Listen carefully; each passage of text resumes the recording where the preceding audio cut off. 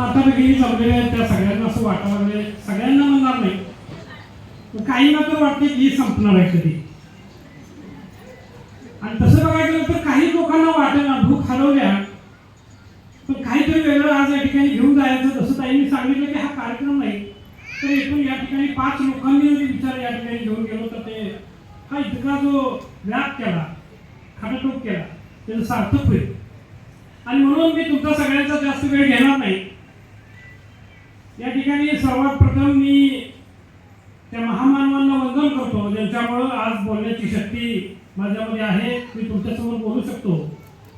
असे महाराष्ट्राचा जाणता राजा छत्रपती शिवाजी महाराज, भारतीय राज्यघटनेचे शिल्पकार भारतरत्न डॉक्टर बाबासाहेब आंबेडकर, लोकशाही नानाभाऊ साठे, कर्मठ चाली रीती रूढ परंपरेला सुरूंग लावून उद्ध्वस्त करणारा महात्मा ज्योतिबा फुले, पुण्यश्लोक अहिल्यादेवी होळकर, भारतीय राज्यघटनेचे शिल्पकार भारतरत्न डॉक्टर बाबासाहेब आंबेडकर, पुण्यश्लोक अहिल्यादेवी होळकर, माता रमाई, माता जिजाऊ, महामानव गौतम बुद्ध यांच्या क्रांतिकारी विचारांना या ठिकाणी मी प्रथमतः वंदन करतो. आजच्या कार्यक्रमाचे उद्घाटक म्हणून आपण श्रीमंत मानवजी राजे छत्रपती साहेबांना या ठिकाणी आमंत्रित केलं होतं, पण त्या ठिकाणी त्यांची मुंबईची एक अचानक बैठक लागल्यामुळं त्यांनी त्यांच्या सुविद्य पत्नी, कोल्हापूर आणि करवीर नगरीचा अभिमान स्वाभिमान आदरणीय बेबी राजे उर्फ मधुरिमा राजे छत्रपती यांनी या कार्यक्रमाला हजेरी लावली, आपल्याला मार्गदर्शन केलं, शुभाशीर्वाद दिले, त्यांचे या ठिकाणी मी मनापासून आभार मानतो. या कार्यक्रमास प्रमुख पाहुण्या म्हणून लाभलेल्या फुले शाहू आंबेडकरी चळवळीला एक मोठं मिळालेलं वरदान म्हटलं तर वावगं ठरणार नाही, त्या माझ्या भगिनी रिपब्लिकन पार्टी ऑफ इंडिया पश्चिम महाराष्ट्राच्या अध्यक्षा आदरणीय रूपाताई वायदंडे, या कार्यक्रमास प्रमुख वक्ते म्हणून ज्यांचं भाषण आपण ऐकलं, अभ्यासपूर्ण मांडणी ज्यांनी केली ते ॲडव्होकेट दत्ताजीराव कवाळे साहेब, अध्यक्ष सिटी क्रिमिनल बार असोसिएशन. या कार्यक्रमात प्रमुख उपस्थित असलेले पश्चिम महाराष्ट्राचे अध्यक्ष दयानंद आवळे साहेब, कार्याध्यक्ष दिनेश मोरे साहेब, पश्चिम महाराष्ट्राचे संपर्क प्रमुख मान्य जयसिंगराव चव्हाण साहेब, दलित मित्र पुरस्कार प्राप्त. या कार्यक्रमाचे प्रमुख उपस्थित पक्षाचे प्रदेशाध्यक्ष डॉक्टर बी डी पाटील साहेब, निवृत्त पोलीस उपनिरीक्षक आणि पश्चिम महाराष्ट्राचे सरचिटणीस मान्य सर्जेराव कारवेकर साहेब, महानगरपालिका क्षेत्राचा आमचा सांगलीचा बुलंद आवाज बाळासाहेब भंडारे साहेब, ज्यांना येण्यासाठी थोडा वेळ लागला, पण नुकताच त्यांनी शिंदे गटातून शिवसेनेतून बनखोर सेना पक्षात जाहीर प्रवेश केला, ते आमचे सहकारी मित्र आणि आपल्या बनखोर सेना पक्षाचे युवक प्रदेशाध्यक्ष अमोल भोसले साहेब, सांगली जिल्ह्याचे अध्यक्ष माझे 25 वर्षापासूनचे साथीदार शशिकांत वायदंडे. या कार्यक्रमात उपस्थित असणारे विचारमंचावर कडेगावहून आलेले कडेगावचे तालुकाध्यक्ष राजेंद्र गायकवाड साहेब, अनेक लोक येत असतात जात असतात. महात्मा फुलेंनी म्हटलेलं आहे, कोणी येत आहे कोणी जात आहे, हे परिवर्तनवाद्यांचं चळवळ हे संघटन आहे. जसं पाटील साहेबांनी सांगितलं, येणाऱ्यांचं आम्ही स्वागत करतो, एक सांगायला विसरले की जाणाऱ्यांना आम्ही बाय बाय देखील करतो. कोण येत असेल तर तुमचं स्वागत आहे, जाणाऱ्यांना बाय बाय आहे. येतात जातात, पण या प्रवाहामध्ये जे तेच टिकतात, जे कट्टरपणाने काम करत असतात, विचाराशी बांधले गेलेले असतात, आणि त्यापैकीच एक म्हणजे आमचे महाराष्ट्राचे प्रदेश उपाध्यक्ष निलेश मोहिते साहेब.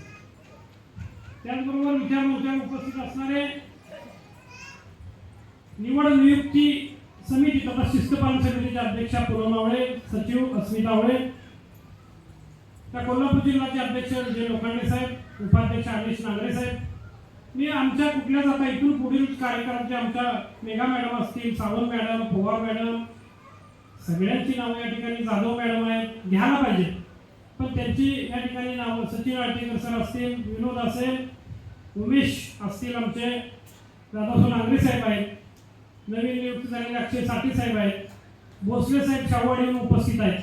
त्या सगळ्यांची नावं घेणं अत्यंत गरजेचं आहे. पण त्याचबरोबर या कार्यक्रमास माझ्या विनंतीला मान्य उपस्थित असणारे मान्य अनिल बिरांजे साहेब, पत्रकार पट्टणकोड येऊन उपस्थित आहेत, त्यांचंही या ठिकाणी आपण स्वागत करू. ताईंच्या बरोबर खांद्याला खांदा लावून या कार्यक्रमाला खूप सहकार्य मोलाचं केलं असे आमचे अमर कांबळे साहेब। या कार्यक्रमास शेरूबाई देखील उपस्थित आहेत। त्याचबरोबर आमचे सहकारी मित्र कोल्हापूर शहराचा एक आवाज मान्य बंडा अवघडे साहेब या ठिकाणी उपस्थित आहेत। खरं वास्तव या सगळ्यांचा सत्कार घ्यायचा होता, पण काय जरा वेळेचं नियोजन आपल्याला करता आलं नाही, त्यामुळे ते होऊ शकत नाही। पण बाळासाहेब साळवे साहेब हे देखील या ठिकाणी उपस्थित आहेत। दावीद भोरे साहेब आमचे सहकारी मित्र या ठिकाणी उपस्थित आहेत। अक्षय साळवे साहेब या ठिकाणी उपस्थित आहेत। त्याचबरोबर अस्मिता पाटील मॅडम, नेहा पाटील मॅडम या ठिकाणी उपस्थित आहेत। घटनेचे अमर कांबळे साहेबांचं नाव घेतलेलं आहे। त्याचबरोबर घटनेचा प्रसार आणि प्रचार करणाऱ्या आमच्या निलेश मोहिते साहेबांच्या सुविधे पत्नी आदरणीय वंदनाताई मोहिते या ठिकाणी उपस्थित आहेत। त्याचबरोबर दादासाहेब माने आमचे या ठिकाणी उपस्थित आहेत। माजी सरपंच दीपक कांबळे साहेब हे देखील या कार्यक्रमाला उपस्थित आहेत। आणि बरेच लोकांची या ठिकाणी नाव आपण घेतोय, पण त्याचबरोबर एक दोनच सत्कार एक दोनच मिनिटात करावं असं वाटतं, ते म्हणजे उत्कृष्ट सूत्रसंचालन ज्यांनी मगापासून केलेलं आहे त्यांचा सत्कार मी आदरणीय ॲडव्होकेट कवाळे साहेबांच्या हस्ते या ठिकाणी करून त्यांचं टाळ्यांच्या गजरात आपण स्वागत करूया। ज्यांनी खूप चांगल्या पद्धतीने सूत्रसंचालन या ठिकाणी केले ते आमचे MR पाटील सर यांचं या ठिकाणी सत्कार संपन्न होतोय। कोण आहे?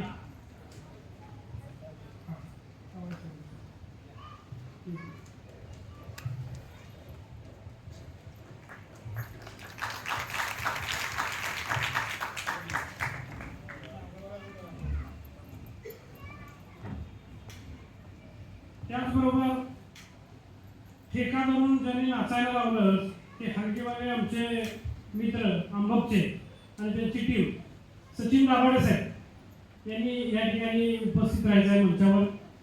आहेत का सचिन दाभाडे? त्याचबरोबर तुकाराम माने साहेब देखील या कार्यक्रमाला उपस्थित आहेत।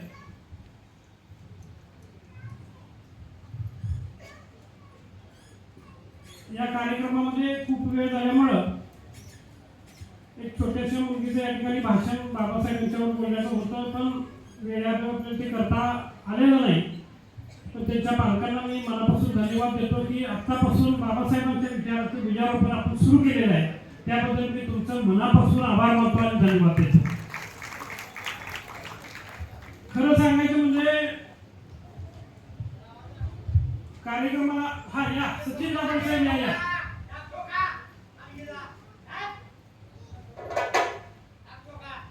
सचिन दाभाडे साहेब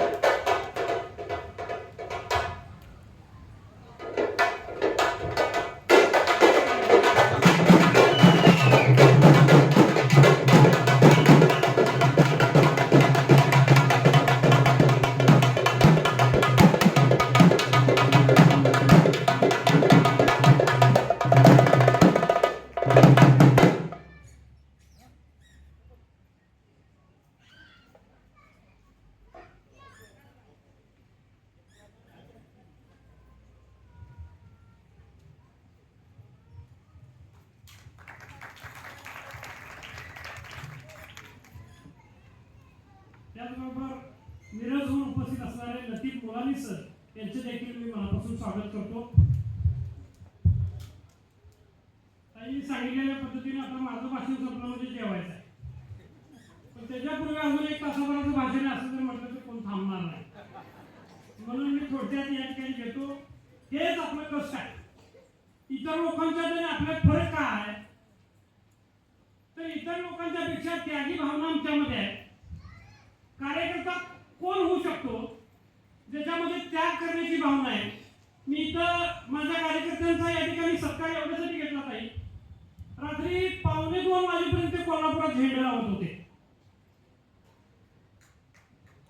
नको वाटते नको वाटते म्हणजे कशासाठी आपण करालोय, कुठल्या दिशेने निघालोय, कुठेतरी थांबायला पाहिजे असं एकदा वाटते। पण जेव्हा ॲडव्होकेट कवाळे साहेबांसारखी व्यक्तिमत्व असतील, आदरणीय ताई असतील, ते जेव्हा म्हणतात की फुले शाहू आंबेडकर अण्णाभाऊ साठेचा विचार धगधगत राहिला पाहिजे आणि म्हणून या ठिकाणी रात्री 1:30 पावणे 2 वाजेपर्यंत या लोकांनी झेंडे या ठिकाणी लावले.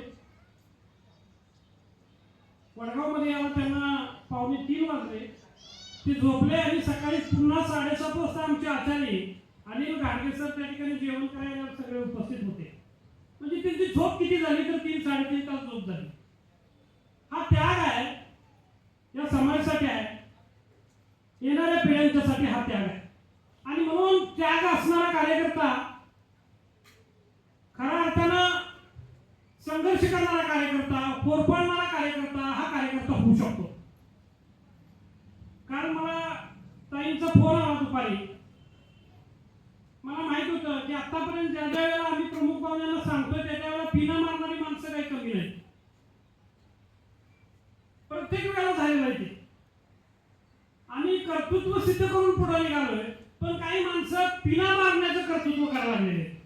आणि मग सातत्याने कसं होतंय की हा कार्यक्रम कसा फेल गेला पाहिजे, हा कार्यक्रम कसा पाडला पाहिजे. आपण यशस्वी होण्यासाठी प्रयत्न करत असतोय, तर दुसरीकडे तो फेल कसा झाला पाहिजे, तो अयशस्वी कसा झाला पाहिजे, तो पाडला कसा गेला पाहिजे, यासाठी काही लोक सक्रिय झालेले असतात. म्हणजे त्यांचा जन्मच त्यासाठी झालेला आहे. म्हणजे एक विठलाई देवी म्हणून आहे मला वाटते कोकणात. मला आतापर्यंत विठलाई देवीबद्दल एक ऐकायला मिळालं. मी सुद्धा रोज सकाळी आंघोळ केली तिकडे तोंड करून पाया पडतोय, आई देवी विठलाई. मी काय म्हणतोय, लोकांचं काही वाईट करू नको, फक्त आमचं काही चांगलं करता येईल तेवढं कर. पण आमच्याकडे एवढे कार्यकर्ते जातीवंत विचारायचे आहेत, आमचं चांगलं नाही झालं तर चालेल पण त्याचं पण वाईट झालं पाहिजे, अशा प्रवृत्तीला हाणून पाडण्याचं काम जर कुणी केलं असेल तिथं जमलेल्या माझ्या तमाम आणि बंधू भगिनींनी केलेलं आहे. त्यामुळे सगळ्यात आधी तुम्हाला सांगितलं, आज कार्यकर्ता जमवणं एवढं सोपं नाही, माणसं जमवणं एवढी सोपी राहिलेलं नाही. पण तरी देखील तुम्ही ताकदीने या कार्यक्रमाला उपस्थित राहिलात त्याबद्दल मी तुमच्या सगळ्यांचा मनापासून आभार मानतो. या ठिकाणी संघर्षातून कार्यक्रम आपण घेत असतोय. कारण ताईंचा मला फोन आला, अशाच पद्धतीने पिना मारण्याचं काम म्हटले चालू झालेलं आहे. पण जरी आदरणीय बाबा या कार्यक्रमाला आले नसले तरी त्यांच्या सौभाग्यवती आदरणीय बेबी राजे उर्फ मधुरिमा राजे छत्रपती यांना कार्यक्रमाला मी कोणत्याही परिस्थितीमध्ये घेऊन येणारच. त्यामुळे तुम्ही चिंता सोडा असं जेव्हा ताईंनी सांगितलं तेव्हा जरासा मी निवांत झालो. आणि खरंच आपण म्हणतो बऱ्याच वेळेला सर्वसमावेशक आपण म्हणतोय, पण आई आणि दाई यात खूप फरक असतो. आईचं प्रेम आईचंच असतं आणि दाईचं प्रेम हे दाईचंच असतं. खऱ्या अर्थानं 15 दिवस महिनाभर आमचे कार्यकर्ते मी झटायला लागलोय. काय कार्यक्रम यशस्वी करताना काय त्रास होते, काय धावपळ होते, तो कार्यक्रम घेणाऱ्याला माहिती आहे. जो कार्यक्रम घेतच नाही त्याला अजिबात काय माहिती होत नाही. पण जो राबतोय, लढतोय, रस्त्यावर आहे त्याला ते कळतंय. आणि मग ताईंनी सांगितलं की तुम्ही आज संध्याकाळी निवांत झोपा. गेल्या महिनाभरात 15 दिवस 21 दिवस झाले असतील असं कोण म्हटलं नाही आणि तशी झोप पण लागली नाही. पण काल ताईंनी सांगितलं निवांत झोपा, कार्यक्रम यशस्वी होतोय म्हटल्यानंतर काल रात्री झोप लागली नाही. आम्ही झोपलो, पण माझा कार्यकर्ता रात्री 2:45 झोपला. आणि म्हणून माझ्या कार्यकर्त्यांना या ठिकाणी सत्काराचं एक शुभेच्छा, एक फूल दिलं पाहिजे, ताईंच्या हस्ते साहेबांच्या हस्ते दिलं पाहिजे, ही तळमळ मनामध्ये आहे. आणि म्हणून आज त्यांचा सत्कार या ठिकाणी संपन्न होतोय. राबणाऱ्या कार्यकर्त्यांची पक्षाला खूप मोठी गरज आहे आणि ती गरज बंडखोर सेना पक्ष जो उभा आहे, तुम्हाला सांगतो, एखादा कार्यक्रम घेत असताना एखादा माणूस यशस्वी होत असताना तो एकटा होत नसतो, त्याच्या पाठीमा असंख्य हात असतात. आणि माझ्या पाठीशी माझ्या बहिणीचा हात आहे आणि ॲडव्होकेट कावळे साहेबांचा हात आहे. आणि म्हणून त्याचबरोबर माझ्या राबणाऱ्या कार्यकर्त्यांचा हात आहे, तुमच्यासारख्या माता भगिनींचा आशीर्वाद आहे. मी कधीही कुठेही थांबणार नाही. आदरणीय एम आर पाटील सरांनी खूप चांगली कविता त्या ठिकाणी सांगितली. थांबणे मला माहिती नाही, किती चांगली कविता, खूप चांगली कविता, अतिशय चांगली. आणि त्या पद्धतीनं सातत्यानं आम्हाला आता ती कविता आहे बघा. विद्रोह जरी मी आज हा माझा अंत नाही, पेटेल उद्या नव्याने हे सामर्थ्य नाशवंत नाही. छाटले जरी पंख माझे पुन्हा उडेल मी, अडवू शकेल माझी झोपडी जाळण्याचे केले ते कैक कावे, जळेल झोपडी अशी आग ती ज्वलंत नाही, रोखण्यास वाट माझी वादळे होती आतुर, डोळ्यात जरी गेली धूळ थांबण्यास उसंत नाही, येथील वादळे खेटेल तुफान तरी वाट चालवतो अडथळ्यांना भिवून अडखळले मज ठाऊक नाही. धन्यवाद. म्हणजे खूप चांगली कविता आहे. ती कविता आपल्याला प्रेरणा देते. सातत्याने कार्यक्रम घेत असताना आज ताईंनी सांगितलं ललकारी कशाची आहे. आम्हाला एकच गाणं माहिती आहे, राजा ललकारी अशी दे, हे गाणं माहित आहे. मराठी भाषा अशी आहे की ती ललकारीच्या गाण्यातलीच लोकांना कळते. आता बंडखोर म्हटलं म्हणजे काय करतो, लोकांना तिकीट नाही मिळाली म्हणजे जो बंडखोरी करतो त्यालाच बंडखोर म्हणतात. म्हणजे यानं बंडखोरी केली बघा. अरे रेशन मिळत नाही म्हणून तिथं जो आवाज करतोय तो कोण? मग जर खरा बंडखोर तिकीट मिळत नाही तो बंड करून दुसरीकडे जातो, तो नव्हे, तो गद्दार म्हणा त्याला. पण खऱ्या अर्थानं जो ही व्यवस्था उलटून टाकण्याची क्षमता आपल्या हातामध्ये ठेवतो आणि तो झेंडा आपल्या खांद्यावर घेतो, तो खरा बंडखोर. आणि म्हणूनच ती बंडखोर सेना पक्ष आज या माध्यमातून आपल्या समोर काम करतो. आज या ललकार मिळाल्याची काय गरज आहे मित्रांनो?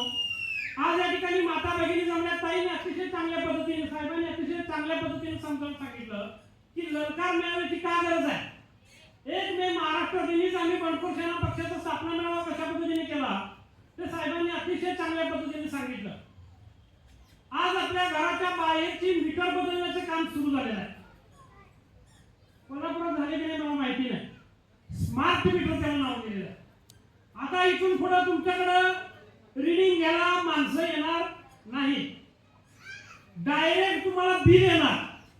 आणि बिल जर तुम्ही त्या तारखेमध्ये जर भरला नाही, डायरेक्ट तुमची लाईट कट होणार.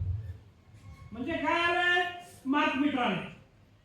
जर तुम्ही परदेशात जाण्यासाठी कुठल्या विमानतळावर जर गेला तर ते विमानतळ आता देशाच्या मालकीचं राहिलेलं नाही, ते विमानतळ आता अदानीचं राहिलेलं आहे. आज या देशामध्ये सुईपासून जर अगदी विमानापर्यंत जर या देशाच्या सगळ्या मालमत्तेवर जर हक्क सांगायला कुणी जर सुरुवात केली असेल तर तो आहे अदानी. आणि मग खाजगीकरण आमच्या घराच्या उंबऱ्याच्या बाहेर आलेलं आहे. अदानीने या देशामध्ये वीज द्यायचा सुद्धा प्रकल्प आपल्याकडे घेतलेला आहे. अदानीने विमान सेवा आपल्या मालकीची केलेली आहे. या देशातले तमाम उद्योग अदानींच्या मालकीचे आहेत. या देशामध्ये युवकांच्या हाताला काम करायचं का नाही ते अदानी ठरवणार आहे. मला आता असं वाटायला लागलंय साहेब की या महाराष्ट्रातली, या देशातली बिअर बार सुद्धा अदानी चालवायला घेतोय का काय, असं मला आता या ठिकाणी वाटायला लागलं. काय सुद्धा शिल्लक ठेवलेलं नाही हो. अदानीने सगळीकडे खाजगीकरण, फक्त ते बिअर बार नुसतं चालवायला घ्यायचं अदानीनं राहिले. हे जर तेवढं घेतलं म्हणजे प्रश्नच संपला. एसी बार सगळ्यांना मिळतील. म्हणजे आज एवढं मोठं दाहक आहे. आज चळवळीची काय गरज आहे? आज ताई नेहमीच्या नेत्यापासून पोटतिडकीनं का म्हणताय? आणि एक वकील आपल्यामध्ये आज उपस्थित आहे. खरं म्हणजे वकील कोर्टामध्ये न्याय देऊन भांडून या ठिकाणी त्या आरोपीला न्याय, निर्दोषाला सोडण्याचं काम जे वकील करतात त्यांचं ते काम असतं. पण एक आमच्याकडे असे वकील आहेत जे कोर्टात सुद्धा बांधतात आणि रस्त्यावर सुद्धा बांधतात, ते म्हणजे ॲडव्होकेट कवाळे साहेब. आज या लोकांची, आज या लढणाऱ्या माणसांची, भाषण करणाऱ्या माणसांची, या ठिकाणी रस्त्यावर झेंडा लावणाऱ्या माणसांची, आज सूत्रसंचालन करणाऱ्या माणसांची, हळदीच्या माध्यमातून नवा जोश निर्माण करणाऱ्या माणसांची, भूक लागलेला असताना देखील सगळ्यांचे विचार ऐकणाऱ्या माता भगिनींची गरज काय आहे? तर ज्या दिवशी ही माणसं सगळी थांबतील त्या दिवशी चळवळ नेस्त नाबूद झालेली असेल. आणि जर चळवळ खऱ्या अर्थाने वाचवायची असेल, चळवळ जिवंत ठेवायची असेल तर इथं जमलेल्या तमाम व्यासपीठावरच्या माणसांची, तुमच्या माझ्या सगळ्यांची गरज या महाराष्ट्राला आहे. आणि म्हणून आपण लढलं पाहिजे, काम केलं. माझ्या या निमित्तानं छत्रपती शिवाजी महाराजांना मुजरा आहे, लोकशाहीर अण्णाभाऊ साठेंना मुजरा आहे, राजर्षी छत्रपती शाहूंना मुजरा आहे, महात्मा ज्योतिबा फुलेंना मुजरा आहे, भारतरत्न डॉक्टर बाबासाहेब आंबेडकरांना मुजरा आहे. मी सलाम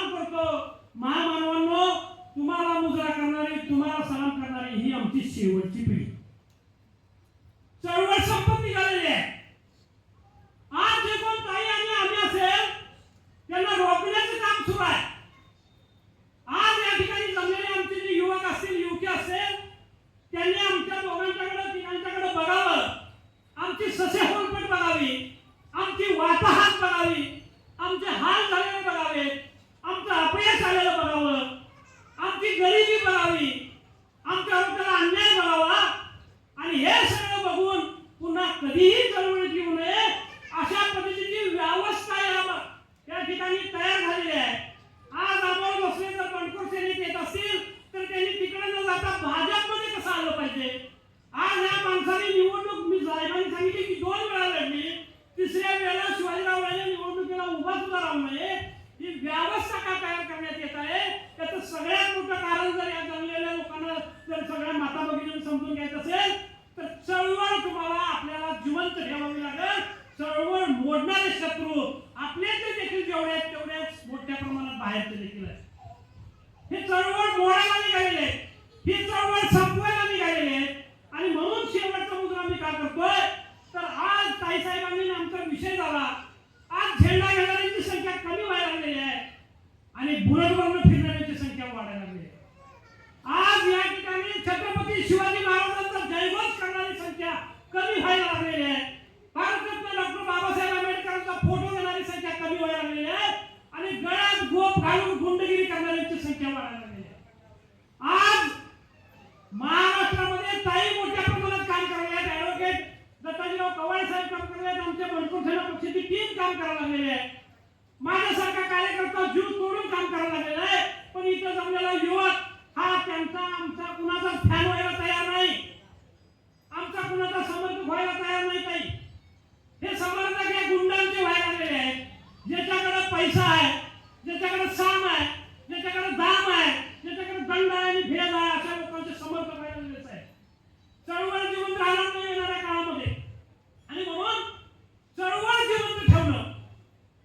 आज तुम्ही बघितलं की जरा बोलण्यामध्ये त्याला ईडी लागते, जरा बोलण्यामध्ये त्याला सीबीआय ऑफिसमध्ये बोलवलं जातं, जरा बोलण्यामध्ये त्याच्या सगळ्या गोष्टी बाहेर काढल्या जातात. आणि म्हणून ही आणीबाणीची वेळ आहे, ही कसोटीची वेळ आहे, ही अटीतटीची वेळ आहे. हा बंडखोर सेना पक्षाचा वर्धापन दिन साजरा करताना जितका आनंद होतोय तर दुसरीकडे तमाम अडचणी आपल्या समोर आवासून उभा आहे. हा मेळावा ललकारचा नाही, हा ललकार मेळावा जरी असला तर येणाऱ्या काळामध्ये या विरोधकांना ललकारण्यासाठी 1 मे हा महाराष्ट्र दिन आज या निमित्तानं आपण त्याची शपथ घेण्यासाठी ठेवलेला हा कार्यक्रम आहे. येणाऱ्या काळामध्ये असा कार्यक्रम घेणं म्हणजे तो कार्यक्रम नव्हे तर एक छेडलं जाणारं युद्ध असेल. आपल्याला असं वाटतंय की बाबा कुणाला तरी चमकायचं आहे, कुणाला तरी पुढे यायचं आहे. काही मागायचे सांगितलं की एखाद्या महामंडळासाठी, एखादा तुकडा आमदारकीचा फेकण्यासाठी, बिलकुल नाही.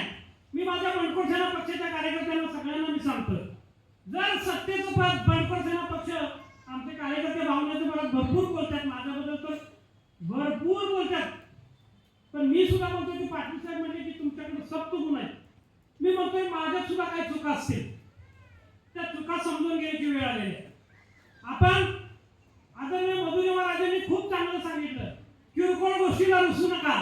आज कुणाचं नाव मी भाषणात घेतलं असेल नसेल, रुसू नका, कारण हा लढा आपल्याला नेटाने पुढे चालवायचा आहे. आज आपल्या माता बंधू भगिनी अडचणीच्या फेऱ्यात सापडलेल्या आहेत, खाजगीकरणाच्या विळख्यात सापडलेल्या आहेत. 1500 रुपये देऊन आमच्या माता भगिनींना त्या ठिकाणी खुश करण्याचं काम सुरू आहे. या माता भगिनी या ठिकाणी जमलेल्या आहेत. आज जेवण तयार करून आम्ही या ठिकाणी घेऊन आलो. किती त्रास होतोय ते मी स्वतः डोळ्यानं बघितलं. एक कार्यक्रम घेत असताना कसा त्रास होतोय. आमच्या माता भगिनी रोज हाताला चटकं देत आहेत, रोज चुलीजवळ आहेत, रोज करून घालतायत, न अविश्रांत काम करतायत. तिथं कार्यक्रमाला यायचं, संध्याकाळी जाऊन परत जेवण करायचं. मला तर आता जाऊन काय करायला जमणार नाही, एवढा कंटाळा आलाय. पण आमच्या माता भगिनींना उगाच नाही म्हणत आपण, खरोखर माणूस कसा पण काम करू शकतो, पण भगिनींचं दुःख समजून घ्यायला तेवढ्या संवेदनशील मन असावं लागतं. ते मन निश्चितपणे माझ्याकडे, आपल्या सगळ्यांच्याकडे पण असायला पाहिजे. तरच आपल्या महिलांचा सन्मान होणं गरजेचं आहे किंवा झाला पाहिजे. आणि अशा आमच्या माता भगिनी त्या देशाच्या, महाराष्ट्राच्या जडणघडणीमध्ये त्यांचा मोलाचं योगदान त्याच्या पूर्वी देखील राहिलेलं आहे. आज सुद्धा माता भगिनी मोलाची कामगिरी बजावत आहेत. आज देखील मी अभिमानानं स्वाभिमानानं या ठिकाणी बोलतोय, म्हणजे माझ्या आईचं कुठेतरी संस्कार या ठिकाणी आहेत. आज दुर्दैवाने आम्हाला माझी आई नाही, ताईंना पण आई नाही, म्हणून आम्ही एकमेकाचे आई बाप म्हणून या ठिकाणी काम करतोय. मी तुम्हाला माझ्या माता बंधू भगिनीला सांगतो की डोळसपणाने विचार करण्याची वेळ आली. आज या सरकारनं आपल्याला 1,500 रुपये महिन्याला लाडकी बहीण योजनेच्या माध्यमातून 1,500 रुपये ज्याला येते त्याला जरा हात वर करा. 1,500 रुपये ज्याला महिन्याला येते. अरे खरं सांगा, मी काही मागणार नाही. कुणाला येते त्याला हात वर करा. हे काय देत नाही, त्यांचं आधीच नियोजन ठरलेलं असतं. मला सांगायचं एवढंच आहे की आपण जेव्हा आपली बहीण घरामध्ये असते, तिचं लग्न करतो आणि तिला सासरी घालवतो नांदण्यासाठी, तेव्हा आपली कवाळे साहेबांसारखा भाऊ असेल, माझ्यासारखा भाऊ असेल, दयानंद नावडे साहेबांसारखा भाऊ असेल, तुमच्यासारखा भाऊ असेल, तेव्हा त्याची एकच अपेक्षा असते की माझी बहीण अशा ठिकाणी जाऊन दे की तिथं तिला काही कमी पडू नये. कुठल्याही भावाला असं वाटत नाही की प्रत्येक महिन्याला माझ्या बहिणीनं माझ्याकडे हात पसरावा, पण आमच्या महाराष्ट्र सरकारला वाटतंय की प्रत्येक महिन्याला आमच्या बहिणीनं आमच्याकडे हात पसरला पाहिजे आणि प्रत्येक महिन्याला हे देणारे होणार आणि आमच्या बहिणी प्रत्येक महिन्याला मागणारे होणार. म्हणजे काय करायचं यातून बहिणीच्या मध्ये स्वाभिमान, आत्मभान निर्माण त्यांना करायचं नाही, तर जाणीवपूर्वक बहिणींना मागासकरी बनवण्याचं षडयंत्र जे महाराष्ट्र सरकारनं आखलंय, ते षडयंत्र आपल्या बहिणी स्वाभिमानी झाल्याशिवाय उद्ध्वस्त होणार नाही. आणि म्हणून येणाऱ्या काळामध्ये आमच्या बहिणी स्वाभिमानी करणं, अशा हात पसरणाऱ्या नव्हे तर अशा हात देणाऱ्या बहिणी निर्माण करणं हे आपलं काम असणार आहे. आणि म्हणून बंडखोर सेना पक्षाच्या माध्यमातून आपण सगळ्यांनी काम करायला पाहिजे. मागणारी बहीण नाही, देणारी बहीण तयार झाली पाहिजे. आणि म्हणून बंडखोर सेना पक्षाच्या माध्यमातून महिलांचा लघु उद्योग असेल किंवा अन्य काही व्यवसाय असतील, या माध्यमातून आमच्या कार्यकर्त्यांना उभे करण्यासाठीचा विषय असेल. खूप कार्यकर्ते, पक्षाचे पदाधिकारी कौतुक करतात, पण या निमित्तानं मी सांगतो, खरं काम याच्यापूर्वी कधी माझ्या हातनं झालं असेल नसेल, पण आज एक मी ऐकत आहे, आजच्या तारखेला शपथ घेऊन सांगतो की येणाऱ्या काळात अशा पद्धतीने काम होईल की तुम्ही बहीण म्हणून माझ्या पाठीशी आहेच, पण एखादा भाऊ जर लांब उभारून आमचं बोटं जर मोडत असेल तर तो सुद्धा जवळ आला पाहिजे, इतकं काम करून दाखवण्याची शपथ आज बंडखोर सेना पक्षाच्या वर्धापन दिनी देतोय. आणि म्हणून आज बंडखोर सेना पक्षाच्या माध्यमातून आम्ही एक अभियान सुरू करतोय. त्या अभियानाची या ठिकाणी मी घोषणा करतोय, आणि ते अभियान म्हणजे सक्षम स्वाभिमानी समाज अभियान. जरा सगळ्यांनी टाळ्या वाजवून या अभियानाचं स्वागत करा. काही राष्ट्रवादीची चळवळ का मोठी व्हायला आहे, काँग्रेसवाल्यांची चळवळ, आता काही काँग्रेसवाल्यांना बोलण्यासारखं राहिलं नाही, भाजपवाल्यांनी काही ठेवलं पण नाही. म्हणजे ही चळवळ यांच्या मोठ्या का होत निघाल्या, भाजप का मोठं होत निघालंय, तर ह्यांनी संस्था असणारी माणसं साहेब आपल्याकडे घेतली. राष्ट्रवादीवाल्यांच्याकडे सगळे कारखानदार आहेत, सगळे पेट्रोल पंपवाले, सगळे शाळावाले, सगळे कॉलेजवाले या काँग्रेसवाल्यांच्याकडे आहेत. मग भाजपवाल्यांच्याकडे संस्थावाले नव्हते, म्हणून काय केलं, काँग्रेसवाल्यांना राष्ट्रवादीवाल्यांनाच आपल्यात घेतलं. म्हणजे काय झालं, तयार कार्यकर्ते, तयार पदाधिकारी, ज्याचे दूध डेअरी आहेत तो आमचा, त्याचा साखर कारखाना आहे तो आमचा, त्याचे मोठमोठे कॉलेजेस आहेत तो आमचा. म्हणजे स्वतः कॉलेज काढायची नाही, स्वतः दूध डेअऱ्या काढायच्या नाही, स्वतः पेट्रोल पंप काढायचे नाही, तर ज्यांच्या तयार आहेत त्यांनाच आपल्या पक्षात घ्यायचं आणि आपला पक्ष मोठं करायचं, हे धोरण भाजपचं आहे. आणि म्हणून खऱ्या अर्थानं आपल्याला जर आपल्या चळवळी टिकवायच्या असतील, आज राजेंद्र गायकवाड साहेब या ठिकाणी परवा इस्लामपूरमध्ये त्यांनी प्रवेश केला, सगळ्यांनी त्यांचा सत्कार आपण या ठिकाणी केला.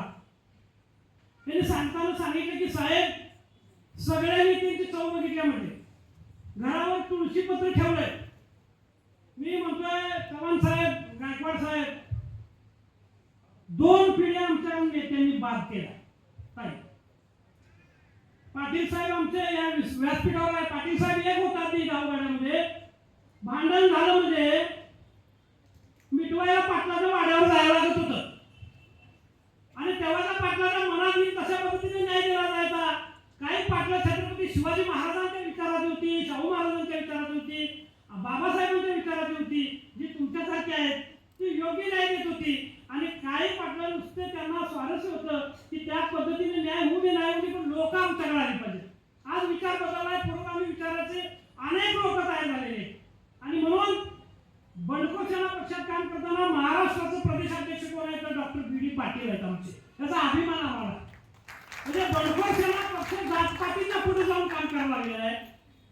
वेगवेगळ्या पद्धतीने वेगवेगळ्या विचारानं निघालेला आहे. आणि मग त्या काळात काय झालं तर वाड्यावर जाऊन खटलं मिठायचं बंद झालं ते आमच्या समाजात मिठायला लागलं. का तर आमच्या समाजामध्ये साहेब नेते निर्माण झाले.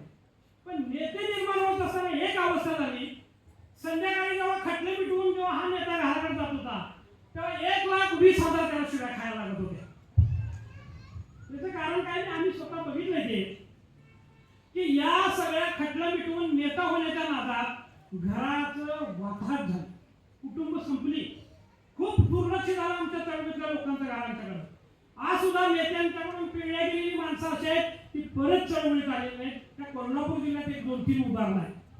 मी ती उदाहरणं देणार नाही, सगळ्यांना माहिती आहे.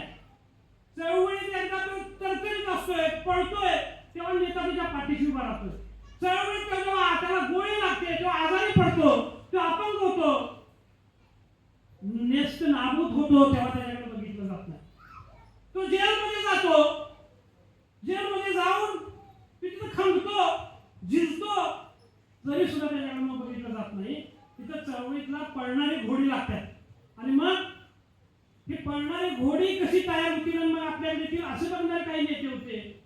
आणि नेते निर्माण फक्त त्यांनी केले, समाजाची जी व्यवस्था बदलायला पाहिजे ती बदलली नाही. आणि म्हणून खऱ्या अर्थानं जर आपल्याला चळवळ टिकवायची असेल, येणाऱ्या काळात आपल्याला आपला पक्ष ताकदीनं जर उभा करायचा असेल तर आपल्याला आपली माणसं उभी केली पाहिजेत. आणि म्हणून हे जे अभियान आम्ही येणाऱ्या काळात राबवणार आहोत हे यासाठी असणार आहे की मी या कार्यक्रमाच्या निमित्तानं जरा थोड्या दिवसापूर्वी महामंडळाच्या ऑफिसमध्ये गेलो.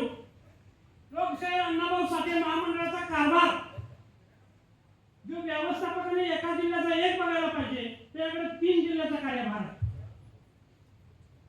नरवीर उमाजी नाईक विकास महामंडळामध्ये गेलो, 3 जिल्ह्यासाठी एक अधिकारी, अण्णाभाऊ साठे विकास महामंडळासाठी 3 जिल्ह्यासाठी एक अधिकारी. अशा सगळ्या महामंडळासाठी एक अधिकारी पाहिजे, पण 3 जिल्ह्याचा कार्यभार दिला.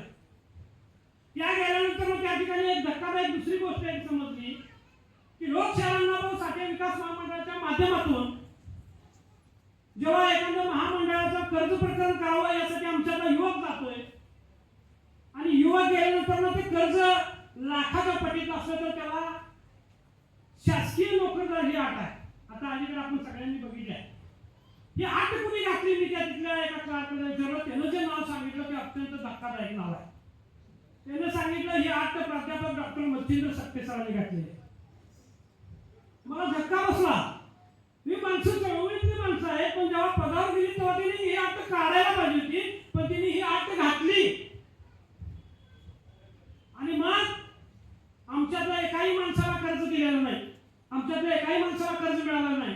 आणि मग आज जो भाजपच्या माध्यमातून जो नारा सुरू झालाय, हिंदू खतरे में है, हिंदू नाही खतरे में, या ठिकाणचा बेरोजगार युवा खतरे में है, या ठिकाणचा गरीब माणूस खतरे में है, या ठिकाणची आमची लाडकी बहीण खतरे में है. आणि मग धर्माच्या नावानं जातीच्या नावानं आपल्याला लढवलं जातं, आपल्याला वेगळ्या दिशेने घेऊन नेलं जातं. आणि मग अशा सगळ्या परिस्थितीला आपण बळी पडतो. हे जर पडायचं नसेल तर डोळसपणानं चळवळीत चांगल्या पद्धतीने काम करणाऱ्या रूपाताई असतील, ॲडव्होकेट कवाळे साहेब आहेत, या सगळ्यांच्या पाठीशी आपण राहणं गरजेचं आहे. चळवळ जिवंत ठेवणं गरजेचं आहे. आणि यासाठी सक्षमपणाने काम करण्यासाठी आपल्या माणसांच्या हातामध्ये बळ आलं पाहिजे. यासाठी येणारा बंडखोर सेना पक्षाचा जो लढा असेल तो आपली माणसं उभे करण्यासाठी असेल, कुणालाही लुबाडण्यासाठी नसेल, कुणालाही छळण्यासाठी पेळण्यासाठी नसेल, कुणालाही नोकऱ्या लावतो म्हणून फसवण्यासाठी नसेल, तर आपली माणसं शासनाच्या छाताला बसून कशी मोठी करता येईल यासाठी बंडखोर सेना पक्षाचा लढा आपला येणाऱ्या काळामध्ये असेल. तुम्हाला या निमित्ताने एवढंच सांगतो, एखाद्या पक्षामध्ये काम करत असताना नवीन जुन्या सगळ्यांना सांगतो, आमच्याकडे एक आहे, सगळं आहे आमच्याकडे, पण आमच्याकडे दमच नाही. त्या बडा तो दम बडा म्हणतात. आमच्याकडे गडबड नाही लोकांना. पालक मिटिंगला गेलं तर पण माणूस 1 तासभर थांबत नाही त्या मुलांच्यासाठी. कार्यक्रमाला आला तर नुसतं बघा कवा सपते काय, म्हणजे आपलं जीवन धावपळीचं झालेलं आहे. आणि मग आपल्याला दम पण निघत नाही. एका पक्षाला आलं म्हणजे 3 महिने टिकला म्हणजे ताई जातोय माणूस. तुम्हाला पण अनुभव असेल. माझ्याकडे विधानसभेला त्याच्या अगोदर भरपूर माणसं होती, साहेब मी जशी निवडणूक लढवणार म्हटलं, माणसाही पक्ष सोडला माझा. का? त्यांच्याकडे जेवण मिळणार नाही, पाकिट मिळणार नाही. आणि मग माणसं ओळखायची तर आपण निवडणुकातही लढवायलाच पाहिजे. कुणाला आपण सांभाळतो 5-5 वर्ष हे जर आपल्याला कळलं. आणि म्हणून माझ्या बंधू भगिनींना या निमित्तानं सांगतो की दम धरा, धीर धरा. येणाऱ्या काळामध्ये जे सत्य आहे ते टिकणार आहे, जे प्रामाणिकपणा आहे तो निश्चितपणे टिकणार आहे. आज भंडारे साहेबांचं भाषण झालं, सगळ्यांची भाषणं झाली, खूप चांगली बोलणारी माणसं आपल्याकडे आहेत. आता IPL मध्ये आपण जर बघतोय 2020 सामना सुरू आहे. फिल्डिंग करणारे आहेत, बॅटिंग करणारे आहेत, बॉलिंग करणारे आपल्याकडे, तशी आपल्याकडे सगळ्या प्रकारची माणसं आहेत. आणि मग या माणसांच्या पासून एक चांगल्या गोष्टी आपण पुढे घेऊन जाऊया. एक चांगलं काम समाजाला आदर्श वाटेल अशा पद्धतीनं काम आपण उभा करूया. साहेब मी जेलमध्ये गेलो, जामीन झाला नाही, इतके दिवस आत काढायला लागले. 12 जण आम्ही आत होतो, त्यातले 3 अल्पवयीन होते म्हणून सोडून दिले. 9 जण आत राहिलो. एक जामीन खालनं वर ठेवायची सिस्टीम होती. ते म्हणजे 1 नंबर वाल्याचं जामीन शेवटी होणार. माझा पहिल्यापासूनच 1 नंबर आहे. शाळेत 1 नंबर, 4थीत 1 नंबर आलो, 5वीत 1 नंबर आलो, 6वीत पण 1 नंबर आलो. 3 प्रमाणपत्र आहेत. आता माझ्यावर साहेब टीका अशी करतात, कोणी तर मगाशी सांगितलं शिकलेलं नाही म्हणून. काय की शिकलेलं नाही मी, म्हणजे 6वीत शाळा सोडली. शेवटचा मुद्दा सांगतो, संपवणार नाही. कोणतं मला आज भूक लागली. 6वीत शाळा सोडली आणि अशी परिस्थिती आली की पुढे शिकूच शकत नव्हतं. एक तर माझ्यासमोर प्रश्न होता, वडील वाचवायचे किंवा आपलं शिक्षण वाचवायचं. कुठलाही मुलगा वडील वाचवणार, आणि म्हणून मी माझ्या वडिलांना वाचवण्यासाठी माझ्या शिक्षणाचं बलिदान दिलं. पण योग असा आला, रेकॉर्डिंग चालू आहे ना, की कोण मास्टर जी म्हणतंय सारखं रेकॉर्डिंग कराय काय. एक जण म्हणतंय की शिकलेलं नाही त्याच्यासाठी सांगावं. 6वीत ताई शाळा सोडली आणि त्यावेळेला मी 12 वर्षाचा होतो. 2016 मी परत शिक्षण चालू केलं. 2016 पूर्व परीक्षा पास झालो, FY पास झालो, SY पास झालो आणि TY पास झालो. मी ग्रॅज्युएट आहे यशवंतराव चव्हाण मुक्त विद्यापीठातून. 16 वर्षाच्या गॅप नंतर मी ग्रॅज्युएट झालो. आणि ते म्हणतात की तुम्ही अशी अल्पशिक्षित माणसाकडे काम करताय. आमची माणसं फोडण्यासाठी त्यांनी ते नवीन डाव सुरू केला. मग लोकशाही अण्णाभाऊसाठी तुम्ही काय म्हणणार आहे? आज अण्णाभाऊंची आमची तुलना होऊ शकत नाही. मी अण्णाभाऊंच्या पायाची पायधूळ होऊ शकत नाही. पण अण्णाभाऊ 1.5 दिवस शाळेत गेले. आपण मानतो नाही अण्णाभाऊंना? मानतो. वसंतदादा पाटलांना मानतो का नाही? आपण मानतो. अनेक उदाहरण आहेत ज्यांचं शिक्षण जरी कमी असलं तरी त्यांनी झेंडा उभा केला आहे त्या इतिहासामध्ये. आणि म्हणून आज आमचं जरी कमी असलं तर तुम्ही 1 नंबरचं प्राध्यापक होऊन तुम्ही काय आतापर्यंत झेंडे काढले? हा माझा सवाल या निमित्तानं आहे. तुम्हाला पक्ष स्थापन करायचं होतं पण तुम्हाला पक्ष स्थापन करता आला नाही. या अल्पशिक्षित शिवाजीराव एक पक्ष महाराष्ट्रातल्या मातंग समाजाला दिला आणि त्याच्यामध्ये नुसता मातंग समाज आहे, मातंग आहे, बौद्ध आहे, चर्मकार आहे, मुस्लिम आहे, मराठा आहे, SC आहे, NT आहे, OBC आहे, मायनॉरिटी आहे आणि मराठा देखील आहे. त्या सगळ्यांची एकत्र वज्रमूठ कुणी केली असेल तर शिवाजीराव आवळेने केलेली आहे. हे सुद्धा या प्राध्यापकाने लक्षात घेतलं पाहिजे. या निमित्तानं मला तुम्हाला सांगायचं आहे की चळवळीसाठी एक साप्ताहिक पाहिजे होतं. तुम्ही म्हणत होता ते साप्ताहिक आजपर्यंत तुम्हाला काढता आलेलं नाही. माझ्या साप्ताहिकाचा येणारा 16वा वर्धापन दिन या वडगाव शहरामध्ये येणाऱ्या काळामध्ये आम्ही करून दाखवणार आहोत. म्हणजे जे जे स्वप्न तुम्ही या काळामध्ये जे जे बघितलं होता ते तुमच्या हाताखालच्या कार्यकर्त्यांनी तयार केलं. जे तुम्हाला पक्ष काढला पाहिजे असं वाटत होता, तुम्हाला साप्ताहिक काढलं पाहिजे असं वाटत होतं, तुम्हाला अशा पद्धतीनं पक्ष पाहिजे वाटत होतं, जे जे तुम्हाला वाटत होतं ते तुम्ही उच्च शिक्षित असून सुद्धा तुम्हाला करता आलं नाही. पण तुमच्या अल्पशिक्षित तुमच्याच कार्यकर्त्यांना तुमच्यापुढे आव्हान उभा केले ते तुम्ही हिंमत मोडून दाखवा. हा माझा इशारा आहे तुम्हाला.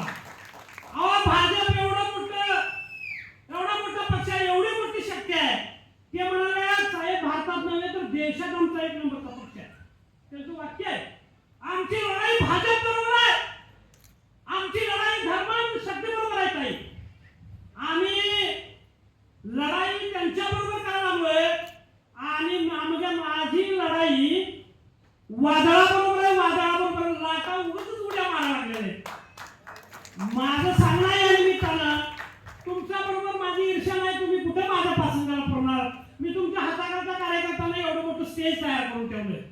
माझी लढाई धर्मांधारी जातीवादी बरोबर आहे. माझी लढाई सर्वसामान्य माणसासाठीची लढाई आहे. माझी लढाई प्रस्थापितांच्या विरोधातली लढाई आहे. माझी लढाई या सर्वसामान्य माणसासाठी लढाई आहे. माझी लढाई कुठल्या जातीसाठी नाही, कुठल्या धर्मासाठी नाही. सर्वसामान्य माणूस हाच बंडखोर सेना पक्षाचा कणा आहे आणि येणाऱ्या काळामध्ये याच लोकांसाठी बंडखोर सेना पक्षाचा अध्यक्ष म्हणून लढत राहणार आहे. 22 स्कोर होता कोरोनामध्ये. 22 स्कोर मध्ये माणसं मरतात, मिली. पण ताई तुमचा आशीर्वाद असेल. 22 स्कोर असताना सुद्धा शिवाजीराव आवळे जिवंत राहिला आहे. तुम्ही पुढपुढे करणाऱ्यांना काही सुद्धा येणाऱ्या काळात शिल्लक ठेवणार नाही. नेता म्हणून घेणाऱ्या सुद्धा लायकीचं तुम्हाला ठेवत नाही. तुम्ही काळजी करू नका. येणाऱ्या काळामध्ये एवढी कौशल्याने ताकद दिल्या की सगळ्यांना पुरून उरल्याशिवाय राहणार नाही. फक्त तुम्ही मायबाप जनता तिथं जमलेला कार्यकर्ता माझ्या पाठीशी राहा आणि मी शिवाजीराव आवळे तुमच्यापर्यंत एखादं ज्या पद्धतीने काम करतोय, आज जो विश्वास कवळे साहेब ताई असतील, चव्हाण साहेब असतील यांनी माझ्यावर ठेवलेला आहे, तो विश्वास सार्थ ठेवण्यास कुठेही कमी पडणार नाही असा शब्द या निमित्तानं देतो आणि थांबतो. जय भीम, जय भारत, जय शिवराय.